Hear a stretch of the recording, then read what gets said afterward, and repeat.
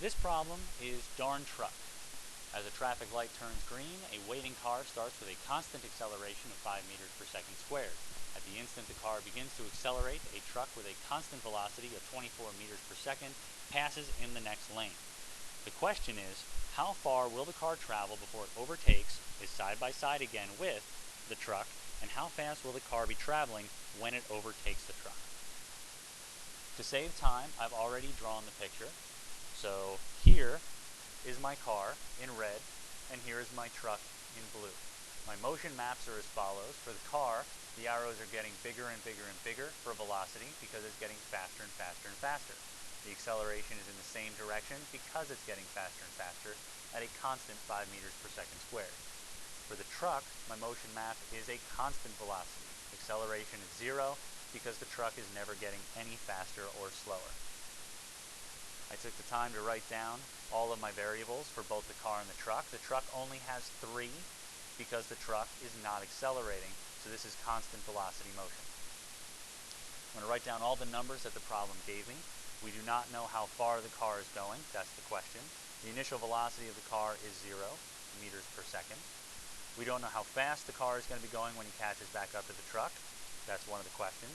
But his acceleration is 5 meters per second squared, and we don't know how long it takes him to catch back up.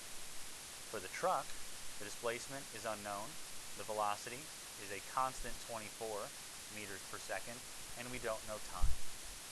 What we're going to have here is a simultaneous equation. Because we only have 2 pieces of information for the car and 1 piece of information for the truck, we don't have enough information to solve. But what we do know is that we're looking for when these 2 displacements are the same, because we want to know when the car and truck have gone the same displacement and thus are right next to each other again. So I'm going to pick the equation that does not have VF in it. I know it was one of the questions, but I don't know what it is, and I'm going to solve for it later. We can't solve for 2 variables at once, so we can't try and find the displacement and find final velocity at the same time. So we have to pick and choose. In this case, I'm going to find displacement, and I'm going to use an equation with time in it because I know that the truck and car have the same time that they've been traveling when they get next to each other. So for the car, I'm going to choose the equation d equals v naught t plus 1/2 a t squared. For the truck, we only have one equation that we can choose, which is d equals v times t. One nice thing about this problem is that since initial velocity is 0, that makes this v naught t term go away, because 0 times anything is 0, and I'm left with d equals 1/2 acceleration multiplied by time squared.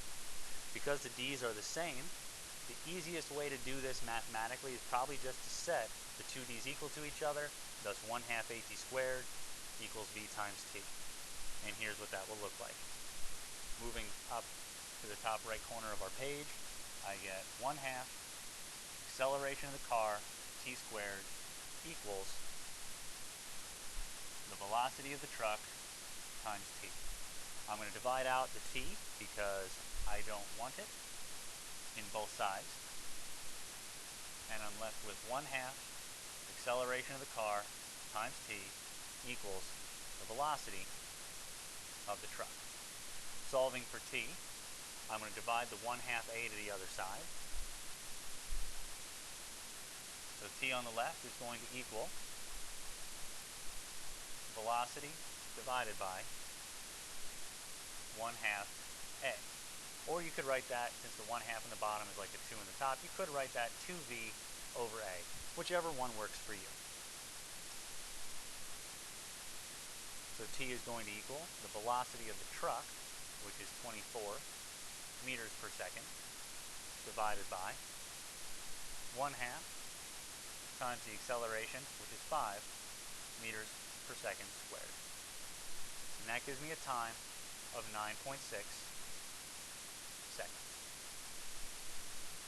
9.6 seconds, then I can plug in to this equation for my car or this equation for my truck to find d. I'm going to plug it in down here for the truck because it's probably just the easier of the 2 equations to plug into. So displacement for the truck is going to equal the velocity of the truck, which is 224 meters per second multiplied by the time that we just found, which is 9.6 seconds. When I do that, and I plug that into my calculator, I get 230.4 meters.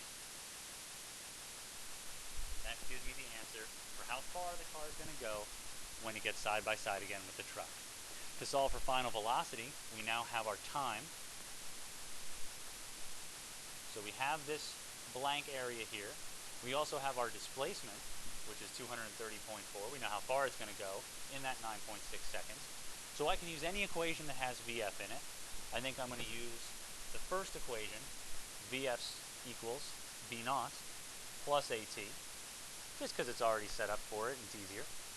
And when I do that, VF equals 0 meters per second plus acceleration is 5 meters per second squared times time, which we solve for as 9.6 seconds. Multiply that out, and we should get 48 meters per second for how fast the car is going when he finally catches up to that truck.